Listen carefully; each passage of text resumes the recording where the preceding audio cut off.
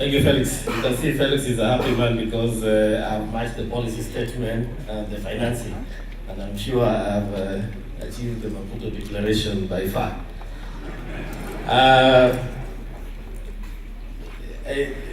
I like this forum where we interact with sector ministries, sitting in front of the ministers for agriculture. It's a good thing, but also can be a dangerous thing. Let me give an example of another forum I attended where we also had a similar forum, which was financing of health. And I was among the health, I was the only, I think we were only 2 or 3 finance ministers in the middle of very many health ministers. So the issue was whether, of course, the usual story that ministers of finance have not been providing adequate resources. But what turned out from that forum was sort of the opposite. We were taken to task as finance ministers that we don't follow up with the ministers whether they are using the resources that we have provided efficiently. And it turned out that the question was that resources was adequate, the question was the efficient use of those resources. So I hope from here also agricultural ministers, please note that efficient use of resources is very important.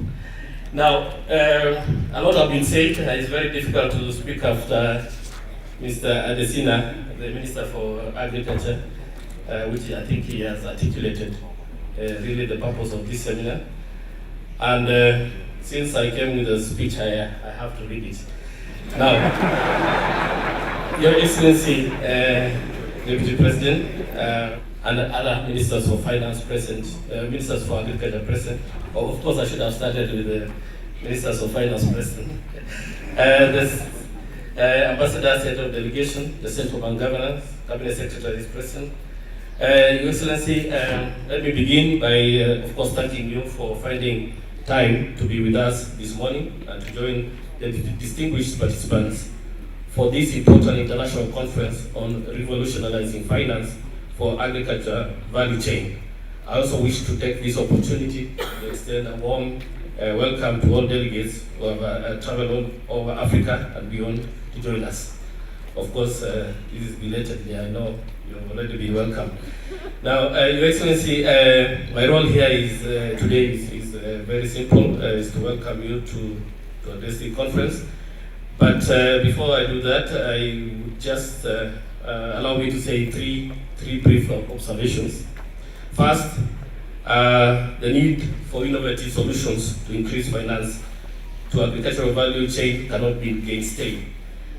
Despite the critical role played by agriculture in economies of African countries, only 2 to 4% of total financing from financial sector goes to the agricultural sector.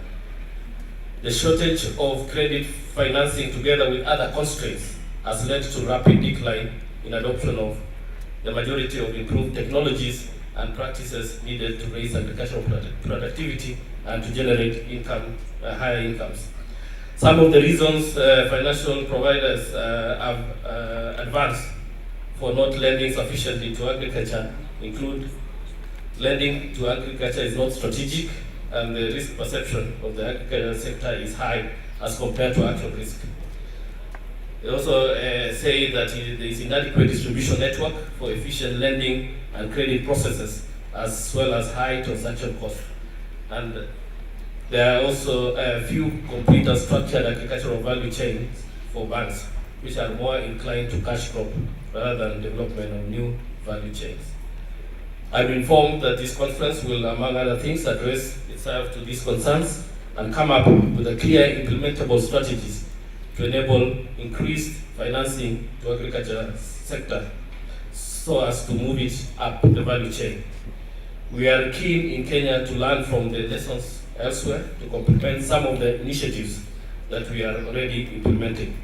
And this brings me to the second point. The broader initiatives are required to scale up investments in agricultural transformation and food security through structured supply chain to meet local and regional markets.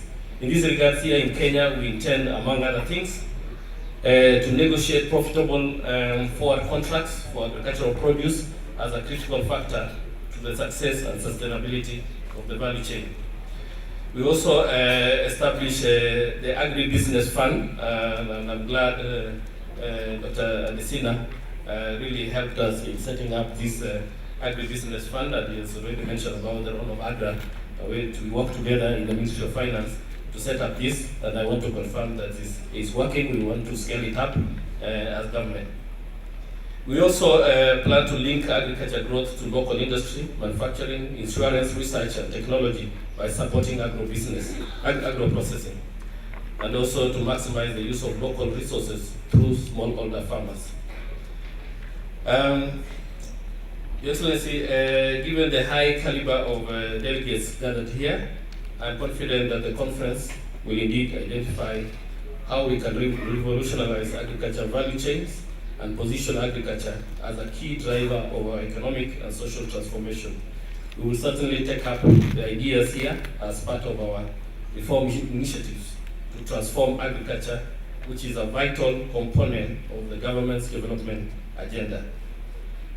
And third and final, Your Excellency, I just want to end with a sort of a personal note. I myself was born and brought up in a farming community. All my education fees were paid with farm gate income, mainly from maize and wheat. I get very uneasy when I travel up country and see the current state of play in agriculture, where I see a severe deterioration of income for our farmers. Gone are the days, good old days, when farming was a business at that time relative to other businesses in the 80s. Farmers could afford decent meals, at least three meals a day, send children, of course, to school without calling around base or fundraising that what we have now. Farmers also could visit private clinics, buy their children new Christmas clothing every year, and regularly visit nearby local shopping centers for at least a beer. The story is now opposite, thanks to the successive years of underinvestment in agriculture. No wonder our youth have now really abandoned the sector, condemning it as a backward undertaking reserved for the old. We need to reverse this thinking, and the way to reverse is to provide affordable financing to our farmers. I look for the days ahead where what the Minister Adesina has just said, farmers riding in aircon tractors. In fact, if the youth would ride in those aircon tractors with music in them, that would be better.